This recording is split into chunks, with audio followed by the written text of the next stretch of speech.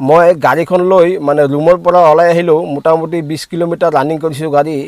তেতিয়া মানে অকণমান মানে গাটো মানে ভাল লগা নাই মানে বিৰাট মানে জোৰ জবস্তি মানে টোপনি আহি আছে তেতিয়াতো মোৰ অকণমান ভয় লাগি গ'ল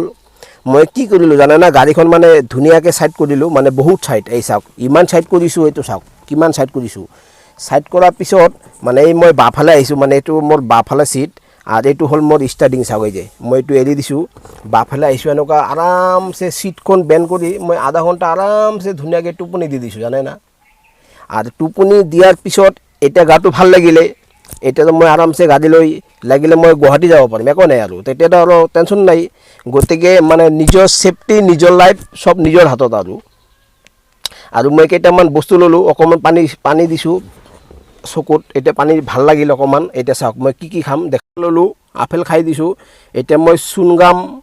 মুখত দিম চবাম আৰু গৈ থাকিম আৰু এইটো পানী মই 2 বটল ল'লোঁ বাৰ পানী মাৰি থাকিম চকুত লাগিলে এতিয়া যাওঁ বোলক